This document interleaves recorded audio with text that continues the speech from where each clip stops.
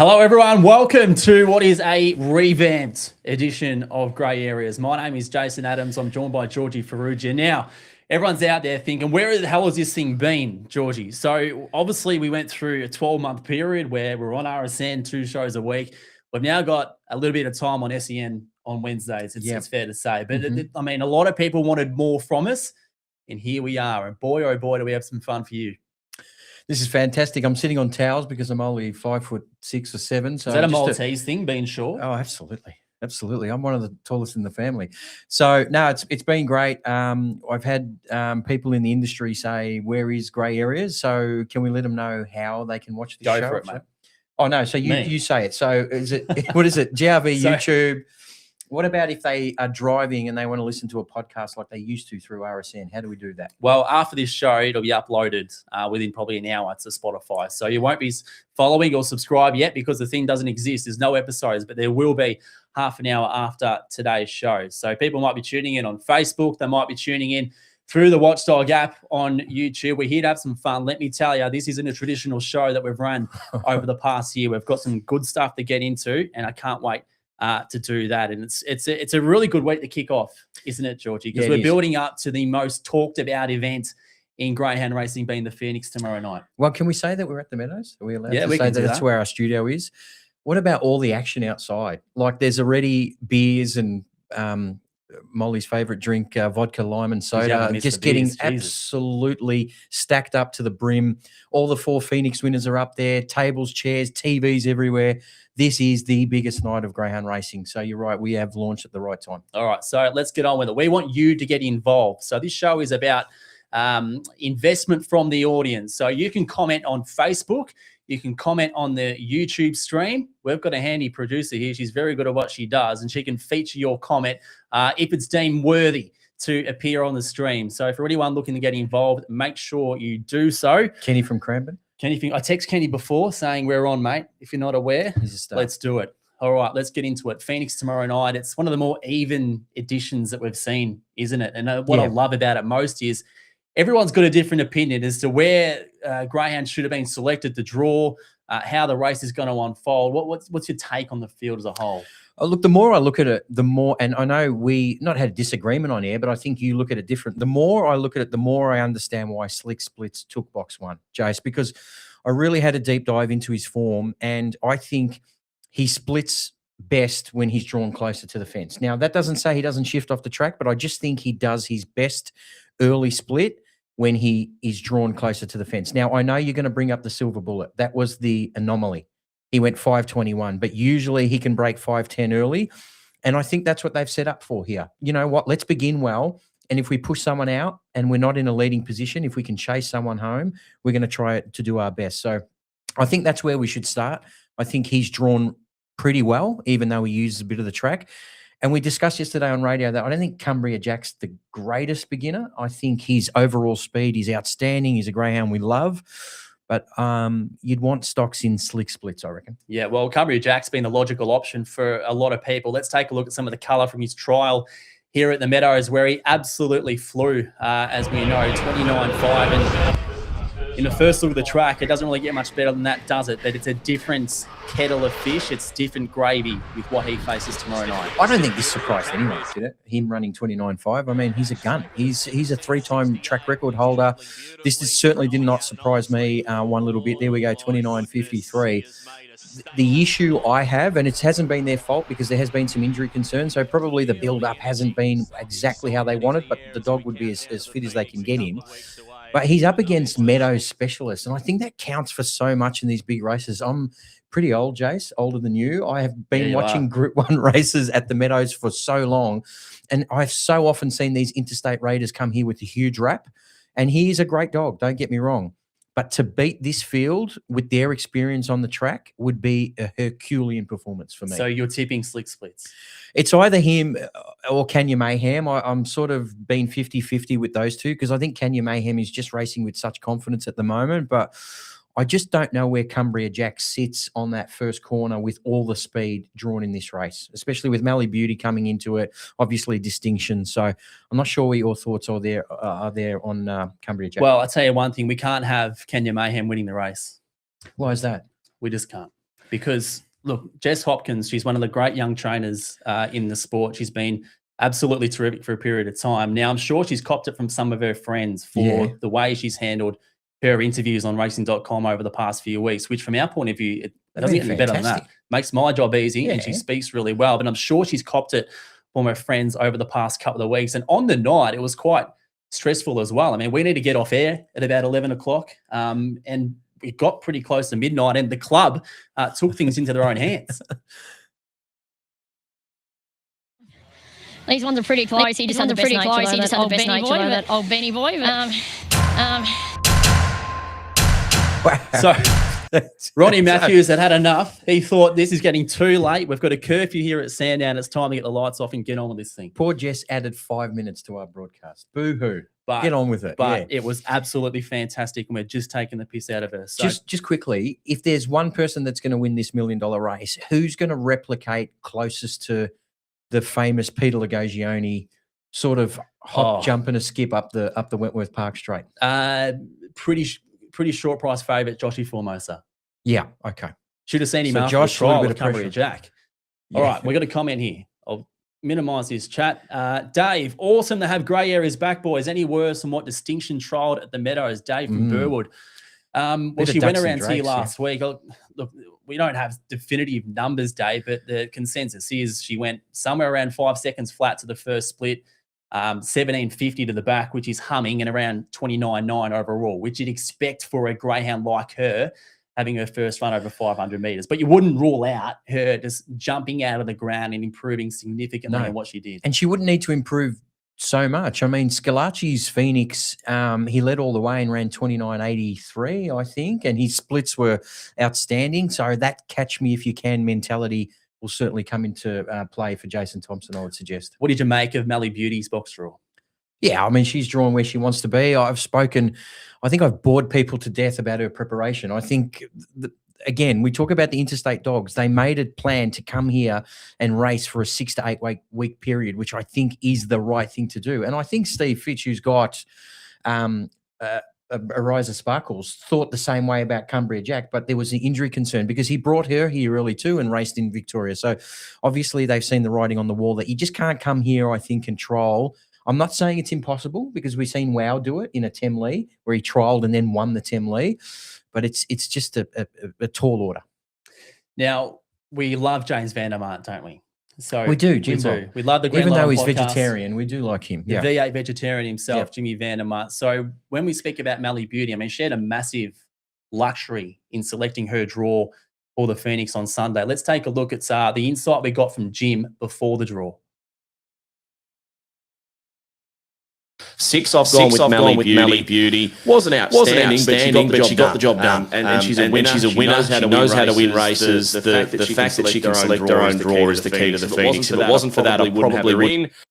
So Jim broke the news that she gets to select her own draw. And look, being part of the Phoenix box draw on Sunday, George, I didn't see Mally Beauty in the house, but I actually went back onto the footage. She was there, and I couldn't believe what I saw when I went back on the vision from Sunday.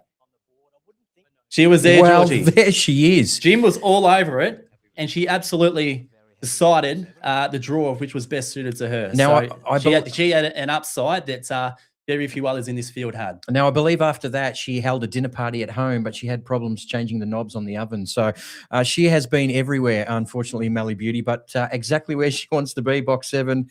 Fantastic result for Connections, and she's in this up to her ear. I think Gareth Hall said to us, why is she so short? Well, she's a talented greyhound, but you've still got some doubts on how she's going to go in this sort of elite company. Well, I think she's perfectly drawn, but I still think there's an acid test for her to do it. I mean, I know she did it in the Adelaide Cup. It was on her home deck. This is different gravy, so I still think she's got a little bit to prove. That's a look at the Phoenix. And speaking of Jimmy's podcast, the Green Light On podcast, does he have some competition as of today? Does he? Yeah. Well, his season started at Bendigo with a great edition of Street Talk. Is that where you? Well, what about us being competition, George? That's what I was leaning towards. Well, yeah, he's got some competition because you're going to show some photos later. I'm not too happy with what's going on here. Is this where you're leaning towards? No. So look, Jim's been busy. It's a busy off season since Grey Areas has had its hiatus. We saw him do his finest work at Bendigo's edition of Street Talk on Yes. Cup Night, where he was absolutely fantastic. And it just had me thinking, have we seen a greyhound participant on the real edition of The Street Talk iconic before Street Talk. with Sammy Newman? Are we going to bring up this footage now? Let's in do our it. first Look, episode? my lovely Sorry, partner has I been totally- watching a bit of Sam, Street Talk. I'll bear my bum on this track. I'll bear my bum on this track if he wins this race. I think we got to widen up. I think we got to No. widen up. I came across this and thought, Well, did I just see am I seeing things? We've got Sammy Newman at Sandown.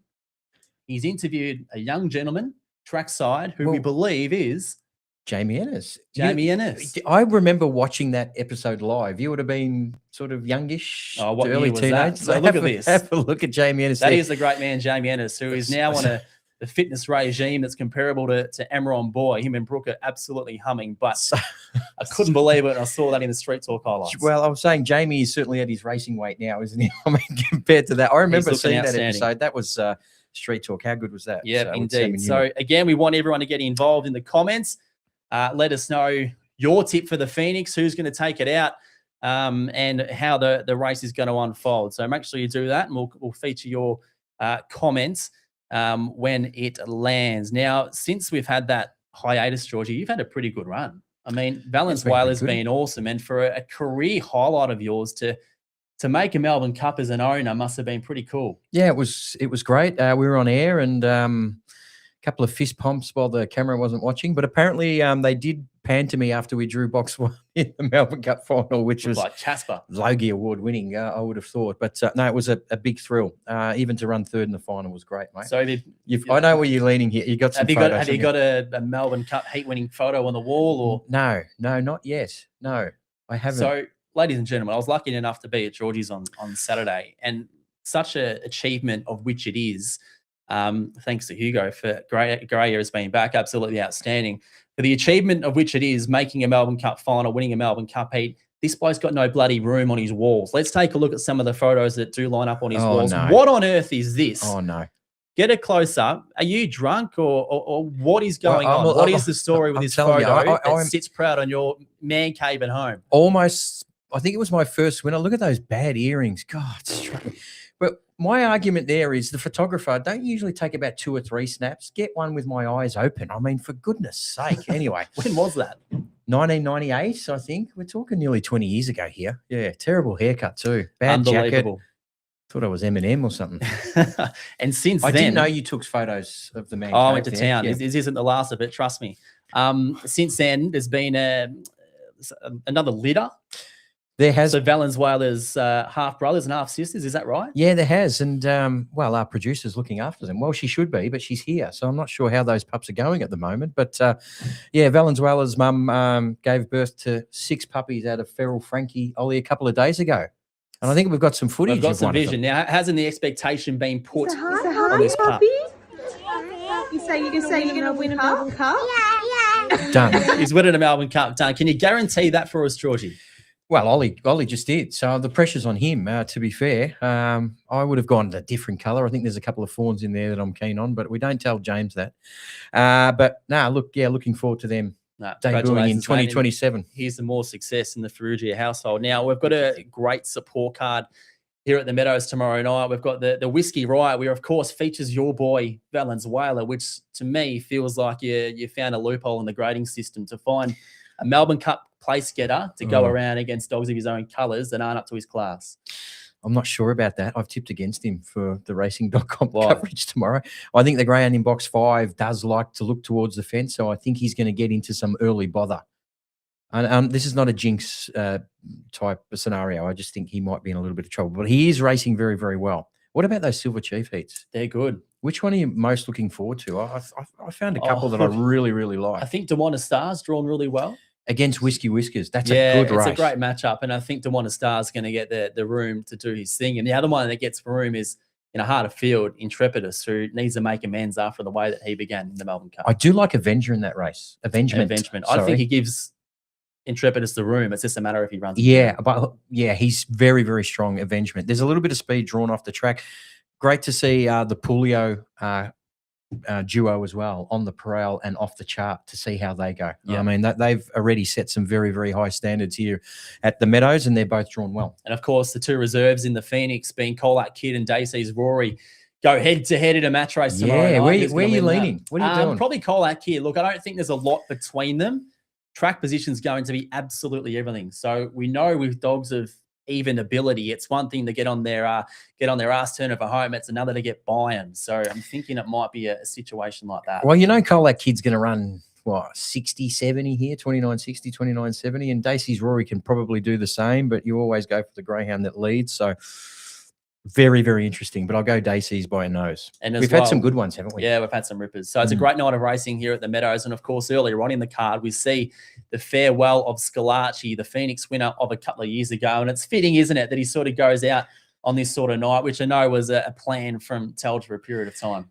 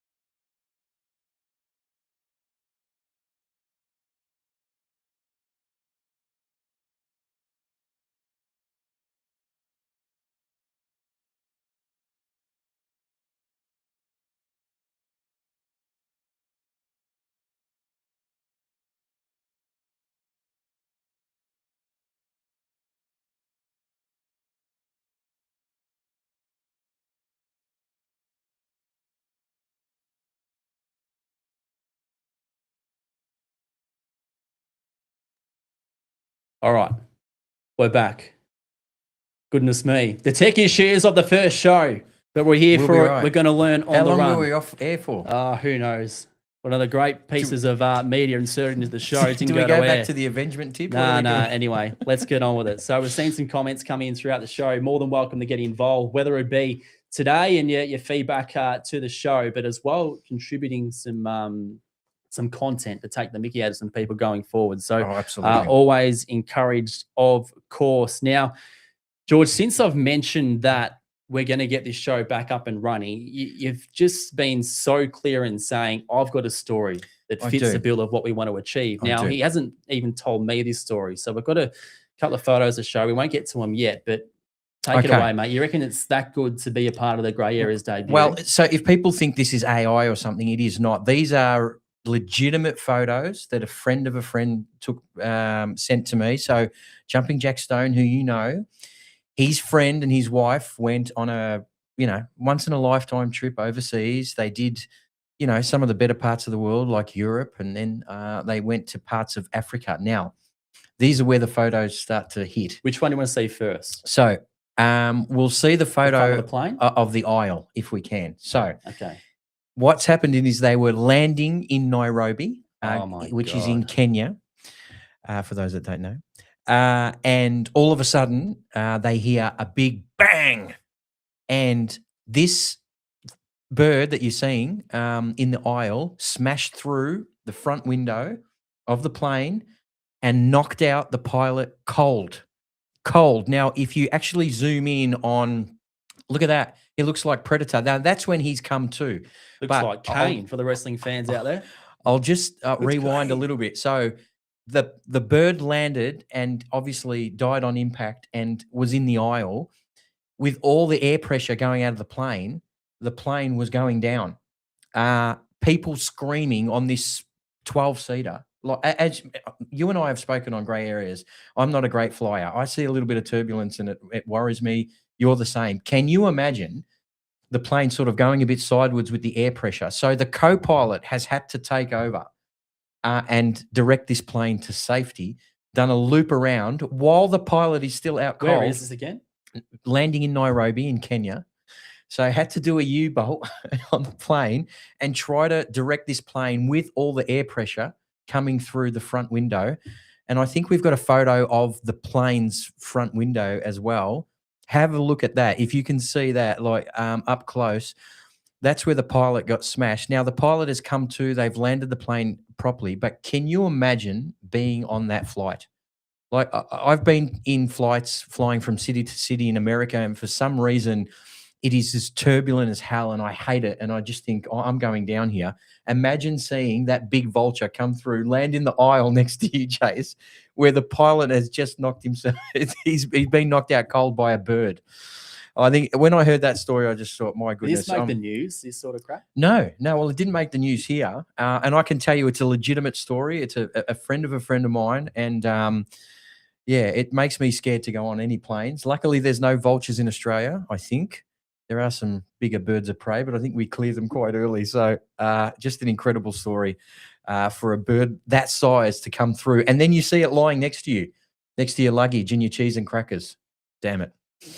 Anyway. That is outrageous. All right, let's move on with the show. We're going to get into a segment here that was a popular part of grey areas for a couple of different reasons, but it is the Farrugia Files. We're going to play the stinger here, which is brand new.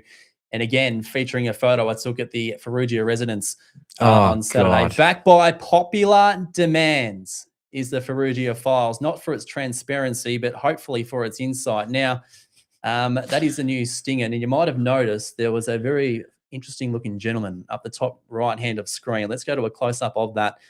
We saw a photo earlier on of a very young Georgie Farrugia with his eyes closed, looking pissed as a parrot. See, and we've got this floating around. This is why. Look at that goatee. What on earth were you thinking at that age? That was at a better age where Cheryl probably found me a little bit more attractive. I don't know what's happening these days. Thank you for going around doing all this snoop work while I was handing you a beer at that party. Farrugia Files. I'll go through some of these quickly. Johnny Football's in a Group 1 heat in New Zealand. Race 8, number 2 today. Hopefully goes well.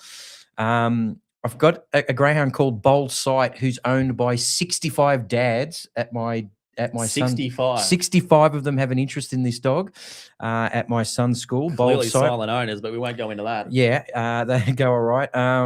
What else have I got? Tomorrow night, Valenzuela, as you mentioned. If he jumps cleanly, he's a chance. Summer Quinn's in a heat. You just put cold water on him, and you're saying if he jumps cleanly, he's just got to jump. This is why I questioned having this segment back. Summer Quinn is in a heat of the Paul Wheeler, but very, very hard at Wentworth Park.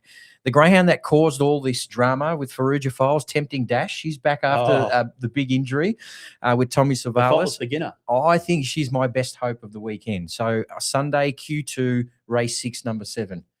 G'day, Tom, if you're watching. So I've taken his price for the second time.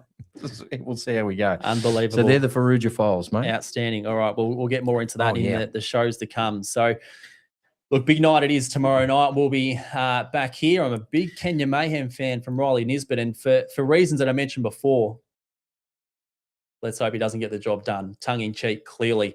Here are your top 3 for the Phoenix from Dan Cuddy. For me, I can't even remember. It was at least Deadly Avenger on top. I think Traumatized was in there for 3rd. And the other one in there. Oh, you mean Distinction? I think it was Kenya Mayhem. I think I went 6, 3, and 4. Yeah, Slick Splits, Kenya Mayhem, Mally Beauty, I thought. But, I mean, geez, it's a really, really tough race. Oh, you're kidding. You're kidding. Kenny from Cranbourne. You both look well. Great to have a passionate Swans man, Jason, and a mad Hawks man in George. Great info as always. You see that, Georgie? Swans man. Contrary absolutely. To anything he's said in the past. That's right. I've got an obscure bet. Can we go back to this like we did? Let's get into it. All right. Steve Smith to score at least 50 in the first innings. I'll worry about cricket bets. Cricket into the Kansas City Chiefs in the NFL on a Monday. So you got to put your bet on before Monday morning because Kansas City goes first and then Steve Smith's test start, I think, Wednesday? Wednesday or Thursday, right? Okay. That's the obscure bet, guys. It's about $3.30. So get on. I know you like those ones. I do. I like them if you were to come to us with something about Thailand's under 21 table tennis or something like that. Well, I'm sure as the show national progresses, anthems and whatnot in the past. you're going to rip some dart stuff out for us, aren't you? Well, the World Championships have started this morning. Okay. So we're well underway in the darts. And if I was better prepared, I might have had some suggested wagers for John Cena's farewell on Sunday, Okay. which I know you're not across whatsoever. Now, I know who John Cena is, though. Joe Cena. Joe. That's what you just said. John Cena. Yeah. Been in a couple of movies I've seen. What else have we got? No, that's it. We're done. Are we? So we're looking forward to tomorrow night. Of course, we'll be back on racing.com. You make your return after you left us high and dry on Melbourne Cup night. Yeah, I did. I felt bad, mate. I'm back on. Who else is on with us? We got Kate. Yeah, Kate should be there.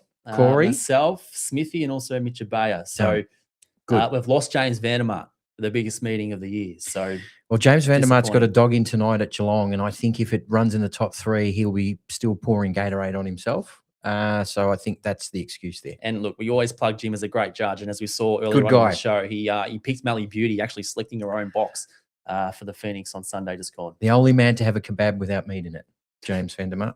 Silly. I've got a mate who has a kebab with only meat in it. So Smart. a bit different going on there. So looking forward to racing.com coverage tomorrow. Of course, it's going to be absolutely heaving here at the Meadows. Surely George has a tip for us in Cena's last match. Joe Cena, as you like to say, Hugo, up against a big man in Gunther. So looking forward to it. You can get out here at the Meadows. Make sure you do. The public crowd, anyone can roll up. All dining options are all exhausted, but if you want to roll up and join in the fun, it's going to be a ripper. Quick shout out to Corey Smith because Why? we only had about, I think I told him at the start about 5 weeks ago, I need 3 or 4 people for that unbelievable deal where you can drink or you can eat on the deck.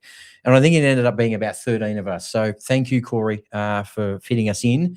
I believe it's all fully booked now because I had a few others ask, but he'll probably rush off now after saying that. But the things to get away with in high profile. No. I did it before they were booked out. I did. But it's going to be a great night. I can't believe how it's already being set up out there. Look, it is the best night of the year, guys. And the weather's really good by the look. So just get out here and enjoy the night. Yeah, it's going to be an absolute ripper. It's been a pleasure to have you a part of Grey Areas. I can see that the stream viewers has been pretty stable. So hopefully you've enjoyed the show. Plenty of funny stuff throughout. We want that to be the normal going forward. So if you've got anything you want to contrip with, make sure you get in touch, however way you do that. And we'll be back next Friday. We'll be here next Friday. Yeah. We'll be here back at it. We'll iron out any tech issues we've had, review the Phoenix, and also take the piss out of each other and everyone else much more. Thanks for tuning in and enjoy the Phoenix tomorrow night. See you guys.